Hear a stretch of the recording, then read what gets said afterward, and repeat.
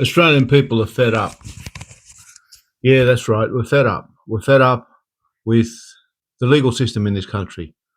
And the reason we're fed up is because if you look at places like Alice Springs in the center of this country, which has become a beautiful little, used to be a beautiful little town, country town, regional town, and it has now become a cesspool of crime.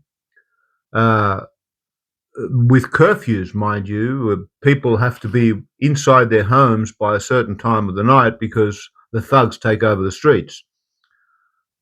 Uh, Melbourne, which used to be the go-to situation for many Australians, and it was touted as the food capital of Australia, a beautiful city, and now it has become a hellhole.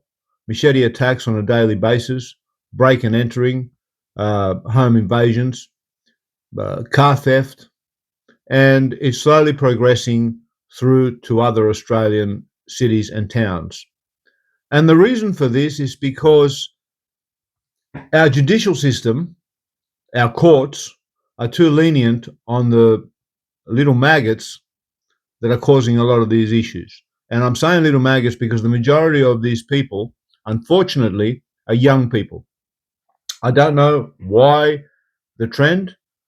Maybe it's parents that don't give a shit about their kids and what they get up to. Maybe it's the fact that all these kids are trying to be so-called gangsters. Uh, Maybe it's the music they listen to. Maybe it's the movies they're allowed to watch. Whatever it is, it's got to end. It's got to stop. People in this country are fed up. They're angry, and they don't feel safe anymore. We need to bring in new laws, and we need above all to bring in castle law. We need to bring in a law that says that if someone forcibly breaks into your house with the intent to cause you harm, rob from you, or harm your family in any way, that you can use reasonable force, in many cases extremely reasonable force, to deal with the situation. We've got to stop taking the guns away from law-abiding citizens and leaving the guns in the hands of criminals. We've got to stop coming up with stupid rules for getting rid of weapons off the streets. Rules like, statewide or countrywide machete bans, like they did in Melbourne, in Victoria. That's not going to solve anything. Getting rid of machetes, making machetes illegal, is not going to solve anything. There are people out there who need machetes to get about their daily work. There are people out there who absolutely, people that clear scrub, people that work in sugarcane fields, people that landscapers, people that need to use machetes in their line of work on a daily basis. So what are we going to do if somebody decides tomorrow that they're going to take a chainsaw to someone? We're going to ban all chainsaws in the country or that state? No, we can't do that. The first go-to thing that our politicians look at is banning things. You get rid of this, get rid of that. Banning things isn't going to do anything. But banning machetes isn't going to get rid of machetes. Anyone with a crude set of tools can make a crude machete in about 20 minutes. So what are we going to do? Get rid of tools, make sure that people can't access metalworking tools because they might make a machete. They got rid of the guns.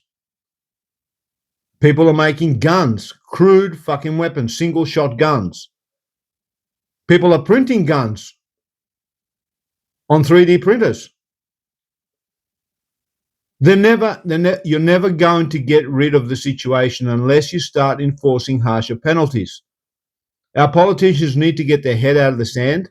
They need to get their finger out of their ass and they need to start doing things properly. Only by bringing in legislation that punishes the criminals, not everybody else, the criminals themselves, only when harsher penalties come into play are we going to see a reduction in the crimes that we're seeing right now in this country and in other countries around the world too. It isn't going to be done by penalizing everybody right across the board. That's not how it's done. But these politicians like the fact that all this is happening, because as long as there's mayhem, as long as there's issues that need to be dealt with, they can offer us their simplistic solutions. And many people will fall for it. They'll buy it. Oh, look, they're looking out for us. They've come up with this new idea. They're going to get rid of machetes. They're going to get rid of guns. They're going to get rid of kitchen knives. They like the chaos because they can then offer us so-called solutions to the chaos. And the people that buy into those stupid solutions are going to ultimately vote for them. And that's what they're looking for. They're looking for the vote. Stop falling for their crap. Stop falling for their bullshit. Start thinking for yourselves, people. They're not looking out for us. They're looking out for themselves. They're securing themselves lifetime pensions. They're securing themselves perks, parliamentary perks. They're securing themselves a financial stream, a residual income for life. That's what they're doing. And the rest of us are out there flogging our ass, paying our taxes, dealing with everything and anything that comes our way, or trying to deal with it, while they're sitting in their ivory towers telling us that they're doing everything they can, everything in their power to make life better for us. They're not making life better for us. They're destroying this fucking country. They're taking it apart. Little by little, they're taking it apart. The sooner we wake up, the sooner we get ourselves out of the sand, the sooner we stop paying attention to trivial things and start paying attention at what matters, the sooner we can make a difference. That's all I have to say for now. Thanks for listening.